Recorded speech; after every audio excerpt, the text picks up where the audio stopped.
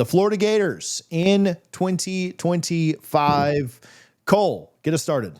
Well, let's start back in 2024 because of so many things that you thought were going to happen ended up not happening. Billy Napier enters the year on the hot seat. We have the game against Miami. That is a complete and total disaster. Then 2 weeks later, they play Texas A&M and they're run out of the building in the first half. Literally, A&M had more rushing yards than Florida had total yards of offense in that first half. And there was a don't drink and drive ad that was playing as Billy Napier was walking off the field at halftime.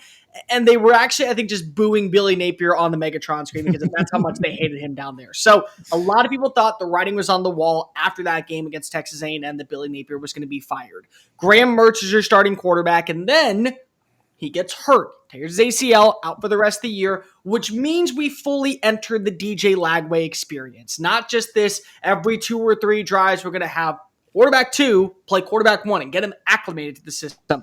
And really, for the second that he took over in that Tennessee game, things started to change. Now, the wins and losses were still prevalent, but there was a new aura of this offense. And it definitely felt like that even though the moment was very big, it wasn't too big for the Gatorade Player of the Year in the state of Texas, who I get to watch single-handedly with my own 2 eyes at Willis right up the road. He is that talented of a player, which is why I think a lot of people are buying into Billy. Well, they nearly beat Tennessee. They send that game into overtime and they go for the 2-point conversion. They probably end up winning that game. They play really close against Georgia. And then it's announced right after Scott Strickland says we're not letting go of Billy. Billy is still here. And what was the reasoning behind that?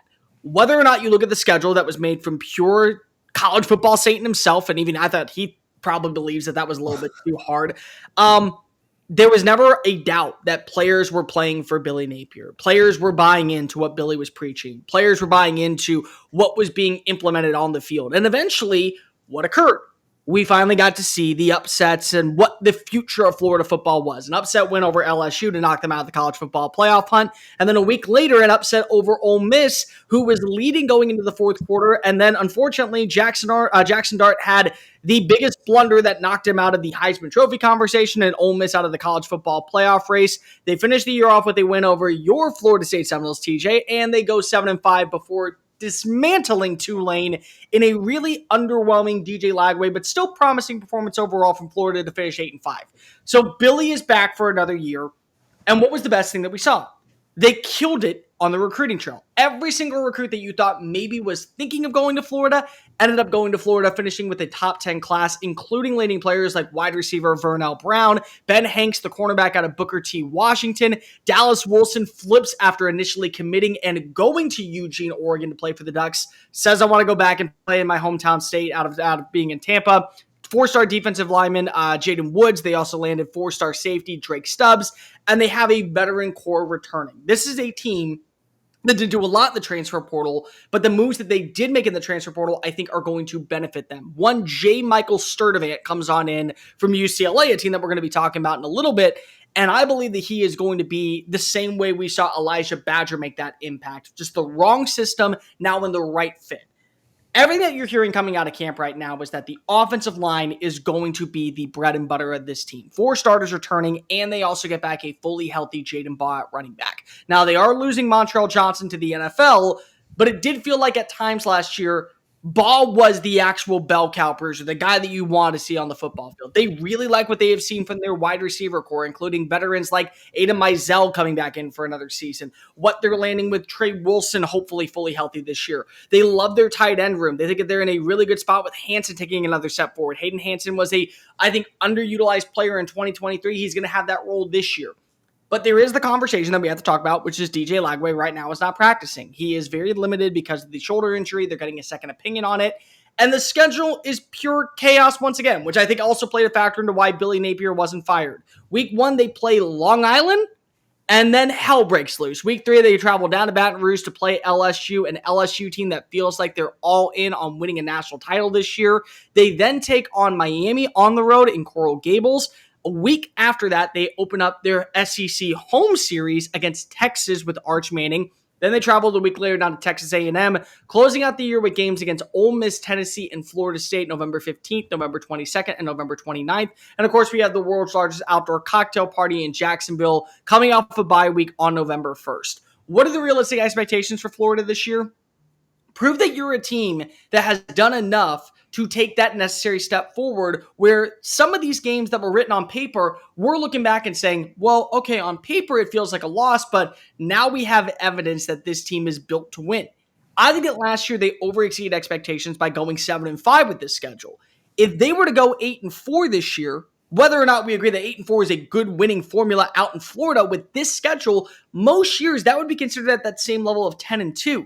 And with a veteran offensive line protecting a quarterback in DJ Lagway, hopefully fully healthy by the time that they go travel down to Death Valley to take on Garrett Nussmeier and the Bayou Bengals. All of that together, we're looking at this team transcend offensively because the personnel is there. They love what they have in that wide receiver room. I think that you are going to see Dallas Wilson be that big 6'3" X factor on the outside. I think that you will see Hayden Hansen have a bigger role. And I think that the running back room is the most underutilized and underrated in the SEC for 2025 because we didn't even mention Trayon Webb. I got to think that right now, if this team can get to 8-4, they're able to pull off 2 or 3 upset wins. Maybe find a way to get a victory on the road against whether it be LSU or Texas A&M. It does look like Billy Napier not only is the right guy, he's bringing in the right recruits, he's developing the right talent, he's also willing to adapt to change. Remember, this offseason, he hired an offensive coordinator to kind of take some pressure off of him. And it may still be the same offense, but at least there's going to be a new identity when it comes to who is calling the shots and who's going to have a say. My breakout player, I've already mentioned him twice, but I want to mention him one more time. I think Jaden Baugh is going to lead the SEC in rushing. Great yards after contact, phenomenal freshman season. I think with a full year now taking control as that big X factor out of the backfield, he could be a difference maker from the second that he arrives in week 1 against Long Island. And if you're losing to the Sharks, you got a lot more problems than just streaming upstream when you go play an SEC play. But I look at that, I think that he is going to be the name that we talk about. Over 1,000 rushing yards this year. I think he's going to have double-digit touchdowns. I think he's going to lead the country also, the SEC in yards after contact. And my X factor, can this defense be any better than what it was last year? Because if there were some lows for this team, especially in the open field tackling, I'm looking at the defense as a whole. No more Austin Armstrong. He's gone on down to Houston. Ron Roberts is now taking full control of the playbook. Can you be better in the secondary making those open field tackles? Can you regard making sure that those explosive plays of 18 to 25 yards downfield aren't happening on your home turf? And can the swamp be an X factor for you in must-win matchups like against Texas or whenever you take on a team like Tennessee late in the season or when you welcome in Mississippi State? Can those be some games that you look at and say, not only are we a dominant offense, but our defense is improving week by week? So when it comes down to that Florida State weekend, maybe, just maybe, they're in that hunt to make it to the college football playoff as an at-large bid. Gator fans, we'll get right back to the video. We've shown you some love here now. Show some love to Alumni Hall for us. This video today presented by them. We appreciate them for their support. If you are gearing up for spring football, you're getting ready for the fall, if you're enjoying this Final Four run, I know you guys are, make sure that you are stocked up, loaded, and ready to go. All thanks to our friends at Alumni Hall. Use our code CFA15. That'll get you 15% off of your order from Alumni Hall, both in store there on Archer Road or at alumnihall.com. Again, CFA, College Football Addiction, 15 for 15% off. We appreciate Alumni Hall for their support. Go check them out. Cole, when it comes to DJ Lagway, there's a lot of people thinking that by the time 2025 is said and done, he could be the best quarterback in the SEC, maybe even the country. What is a realistic past player comp for the performance you expect to see from Lagway this year? Not the finished product once he's all done in college, but what do you expect this year? I'm going to be completely real, and it feels disgusting to even compare these two because of their crosstown rivals, but I look at what Jameis Winston did, and I think that you could see very similar traits with what DJ Lagway provides. Maybe not as much as a runner, but definitely the improviser. I think that he has the arm strength. I think that he has the accuracy. I think that he has the footwork, and I think that being in the system for 2 years underneath Billy Napier is going to allow him to feel more confident. Now, the big question is, what is that shoulder injury going to be like? Is that going to translate into the regular season? Is he going to be able to build that relationship with Vernell Brown and Dallas Wilson and J. Michael Sturdivant? And you throw in the other 3-star wide receiver that they brought in, Nashawn Montgomery, by the end of summer workouts to when fall camp is around, everybody is on the same page. That is the only thing that worries me at this point. It's the one thing that I think is going to hold back us really talking extremely positive about Florida when it comes to their offensive identity throughout the spring. But if I can get a dude that can throw for 4,000 yards, I think DJ Lagway can do that. I think DJ Lagway can also be a guy that gives you a couple of yards on the ground. I think he can average anywhere between 4.1 and 5.1 yards a play whenever he's rushing. I think he can be effective inside the red zone. And I think the big thing is also, Tom, you look at the wide receiver room. They have every type of wide receiver you want. You need the vertical threat. You got your guy in ADMITS. You got the big-bodied receiver. Welcome in Dallas Wilson. You got a dude that can play in the slot, be able to work the intermediate part of the field. Welcome on in and welcome back Trey Wilson fully healthy. So the cast of characters that is around DJ Lagway, I think can elevate him the way that in 2013 we watched as Jameis Winston took over games and really solidified himself as not just the premier passer, but one of the next big stars in the Sunday game, still with another year on Saturday. I think for Lagway, the biggest thing, and before I say that, I think you'll both piss off Florida State and Florida fans for comparing him. Yeah, so I know I will. I'm okay with that. Feat accomplished there. But I think his biggest thing, and I'll even kind of give him credit. I think his offensive line is very comparable to that 2013 FSU offensive line. All 5 guys got drafted. I think at least 3 or 4 of Florida's will get drafted, but they're all 5 really good college guys. I think they've got one of the more underrated offensive lines in the. They have an All-American center in Jake Slaughter. Yeah. I mean, like that's what you got as your best option.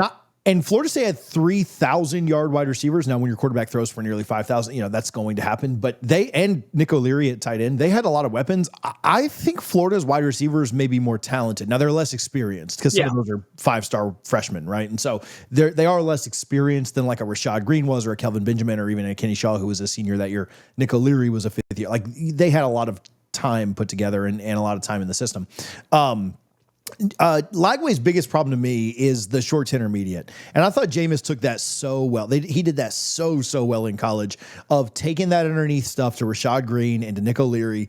And that's where I think Lagway struggles the most. And so that, to me, the biggest question around him is, can he make that jump? Also, I guess, putting aside the question of the injury, right? He got banged up last year with the leg. Obviously, we've got a shoulder issue right now. So I don't want to paint a narrative that he's injury prone, but it's 2 in a year, right? We gotta cut that out if you're going to take Florida where they need to get to. But can he clean up that short to intermediate stuff? Because he was absolutely dynamic down the field, but just his passer rating and his advanced analytics on short to intermediate stuff wasn't great. Florida fans will tell you that. That's not me being a hater. If he cleans that up, I mean, he's got a chance to be in New York City for the Heisman, right? Now, I don't know if he wins it, right? Like, that's more about who wins the games at the end of the year. But I do think that if that is cleaned up and he plays a full season, gets through it, the ceiling is astronomically high for this team.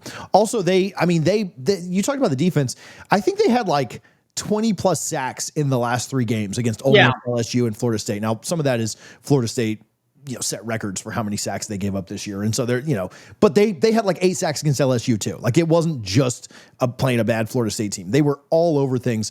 And can they get that same level of production out of their defense for the entire season? Because they were really good in the back half of the year, but they weren't very good in the front. If they get that for the full year, that's a big deal. Also, the last kind of thought on Florida, they do have that 4-week stretch that even Feinbaum has talked about. Hey, they're supposed to lose all 4 of those games against LSU, Miami, Texas, and Texas A&M. If Vegas was making odds on those 4 games right now, they would be a dog in all 4 of them. Now, if Miami has 2 losses by the time that game happens, Florida's going to be a favorite in that game. If Florida's 3-0 in that stretch, when they go to A&M, they'll probably be a favorite there. So things can change. But yeah, if they need to, at worst, in my opinion, go 2-2 in that stretch.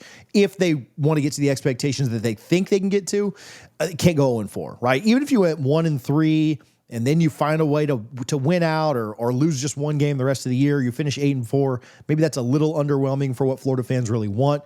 At the end of the day, they're over under 7.5. And I kind of lean over on that. Maybe I'm drinking Kool-Aid that I shouldn't be drinking, orange and blue Kool-Aid. Well, it's actually Gatorade, if you know anything, too. We're not allowed to drink that where I'm at, but it's Powerade only. But I mean, I kind of lean there over. But that 4-game stretch, again, you're taking on an LSU team that, again, is all in. You're going down to Miami. I don't think Miami's going to be as good as they were last year, but at the same time, they put 41 points on them in the Swamp. I think that their offense will move and do a lot of things well. I think that'll be a really fun matchup. You welcome Texas in, who's been to back-to-back college football playoffs. I think A&M's probably the most winnable one. They've got the most questions around them from a team perspective, but it's never easy to win in Kyle Field. We saw what LSU did there last year. And so I mean, that hell stretch right there is just unimaginable, right? And I don't think they do. I think they probably end up splitting that, to be very honest with you. But there's a chance, yeah, they could go 0-4 there. And if they do, the season's over. And we don't even know, will Billy even have a job at that point, right? You still got to welcome Tennessee. You still got to play your rivals at the end of the year. I'm not expecting much out of Florida State. I know we'll do them later. But and you got to go play Georgia and Jacksonville. Like that, you can't go 0-4 there, right? Yeah, I mean, worst case, you have to go 1-3.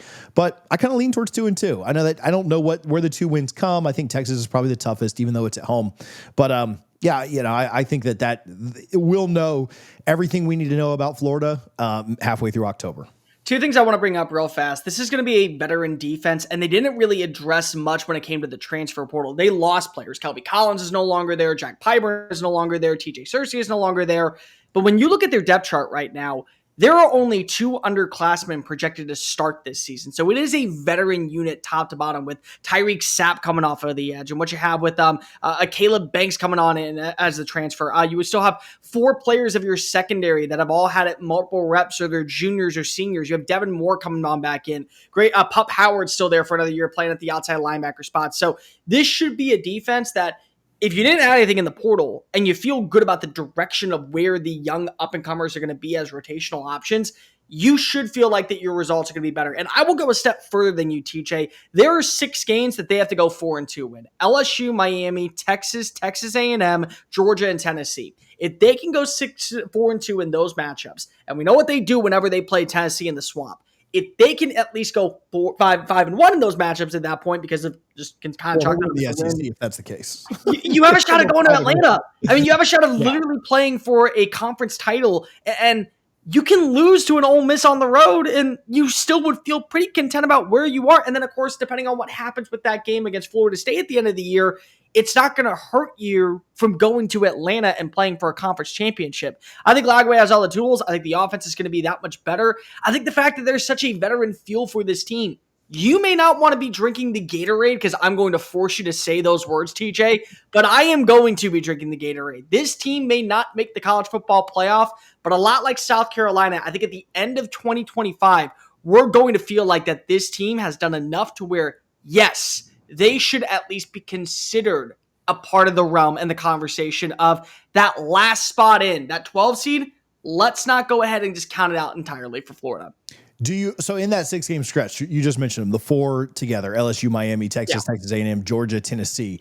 I mean, do you have them going for, like, what would you project there? Right now, I would say 3-3. Yeah, that's where I'd probably land. I would say 3-3. I think if they lose to, I think if they beat Tennessee right now, I think if they beat Texas A&M, I think they beat Miami. I think they lose to Texas. I think if they lose to LSU, and then again, you gotta look at that. You gotta look at that Texas game. You gotta look at that Georgia game. Again, it's Georgia. Until further notice, I'm not ready to go ahead and lean one way or another when it comes to Georgia. It's a world's largest outdoor cocktail party, but it's more so been like a brutally bad beatdown by Georgia for the last several years. If they do go 3-3, like you said, does Billy keep his job? Yeah, why not? If you're 9-3 at the end of the year or 8-4 with this schedule, again, you can't. Not every schedule is made the same, which drives me freaking nuts for people saying, "Oh, well, look at what he's done." There's teams that have like the 78th ranked schedule and they go 8-4, and he's going 8-4 with the 2nd ranked schedule in college football, only behind Oklahoma. Yeah, you have the right guy. And as long as you're bringing in the right recruits, and I'm seeing Dallas Wilson and Burnell Brown and Jaden Baugh and my quarterback taking the next step forward, and my defense is playing really well, but we're losing on game-winning field goals or just a last-second Hail Mary attempt, I got the right guy. I can't go ahead and bail ship when he's had back-to-back tough seasons when we know an easier season is on the horizon. Yeah, the bigger question to me is, if they go 0-4 in that stretch or 1-3 in that stretch, and then lose to Georgia, lose to Ole Miss, how competitive are they in those games? You can't have this talented of a roster. Yeah, how it looks. You can't. I mean, now Lagway didn't play, and they had like 3 guys out of their secondary, but they lost to Texas by 1 billion last year. That can't happen in the Swamp, right? Like it happened with Miami last year. They can't afford another one of those, even though it's Texas, right? So, and then same thing. Tennessee comes in late. Well, you've owned Tennessee at home for the last 30 years. You can't. Nothing can go wrong there. You can't. I mean, honestly, you can't go 0-4 to UGA. Like there's got to be some things. But yeah, 7-5, he's completely safe. 6-6 would probably be a question if they don't make a bowl. I think he's gone. I don't think there's any way around that. I don't always get hung up on the number of wins of like, like we're betting on it, like over under, he keeps his job. Like if it's 7-5 and it looks competitive and it's the right 7, then you're like, okay, cool. But it is going to be that razor thin margin. But you can't also convince me to say, hey, we're playing close in the fourth quarter against USF. We got to win. Like, that's one of the 7. Like, if you have that game, you better dismantle Ole Miss. You better put up points against Tennessee. You better throttle Florida State to counteract that.